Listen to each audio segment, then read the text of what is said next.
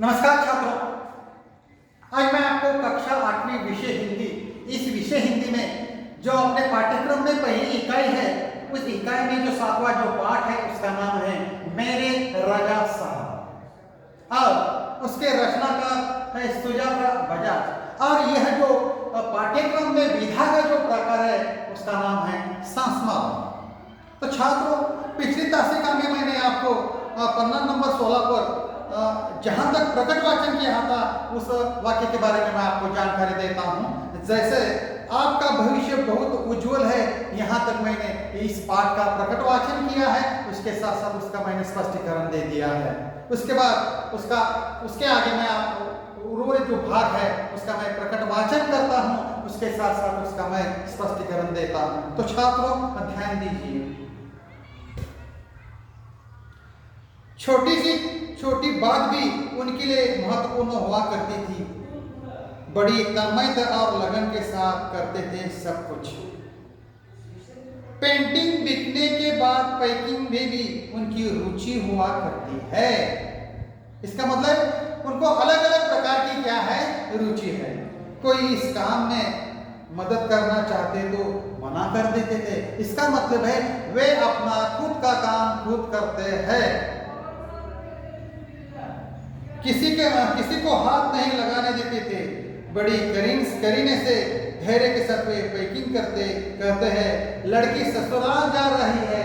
देखो छात्र क्या कहते हैं, देखो लड़की ससुराल जा रही है, उसे संभाल कर भेजना है। पैकिंग करने के बाद उसे जब भेजते हैं उस तौर पर उन्होंने एक वाक्य बताया है, लड़की ससुराल जा रही है, उसे संभाल कर भेजना है। जब वे किसी को पत्र लिखते या कुछ और लिखते तो मत पूछिए, हर शब्द हर पंक्ति का वो नाप तौल कर लिखते हैं। फूल उन्हें बहुत प्यारे लिखते हैं। मुझे याद है 22 अक्टूबर 1928 को मैं लंदन से पेरिस के गार्दिनो स्टेशन पर ट्रेन से पहुंची थी, यानी सुजाता बजाज वहां पहुंची थी। राजा साहब स्टेशन पर मेरा इंतजार कर रहे थे। ट्रेन लेट थी पर वे वहां डटे रहे। मुझे मेरे हॉस्टल के कमरे में छोड़कर ही वे गए। एक दिन मैं बीमार होकर अपने कमरे में पड़ी थी, यानी सुजाता बजाज। रात 11 बजे राजा साहब मेरे लिए दवा भारतीय रेस्टोरेंट से खाना पैक करवा कर पहुंच गए। मेरे घर वालों को फोन करके कहा, आप लोग चिंता न करें, मैं हूं पेरिस में सुजाता की चिंता करने के लिए देखभाल कर रहे हुए। हर बार जब मैं या राजा साहब पेंटिंग पूरी करते तो सबसे पहले एक दूसरे को दिखाते थे। दोनों को एक दूसरे के ईमानदार समालोचक थे। हमने मुंबई, लंदन, पेरिस और न्यूयॉर्क में साथ साथ प्रदर्शनियों की भी कभी कोई विवाद नहीं हुआ। यह उनके स्नेह अपनेपन का कारण ही था। हिंदी उर्दू तो हमेशा ही बहुत अच्छी रहे उनकी अंग्रेजी फ्रेंच भी बहुत अच्छे लिखते थे। इसका मतलब है हिंदी के साथ साथ अलग भाषा का उनको क्या है, ज्ञान है। कविताओं से बहुत प्यार था, इसका मतलब है कविता के प्रति उनकी रुचि थी।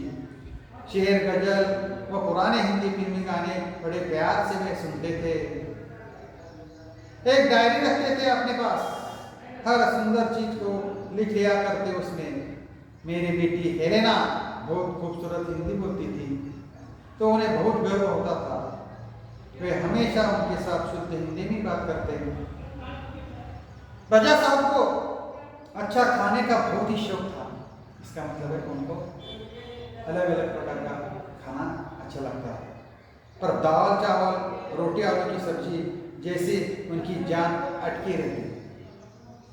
मैं हफ्ते में एक बार भारतीय शाकाहारी खाना बनाकर भेजती थी उनके लिए, उनके फ्रांसीसी दोस्तों के लिए।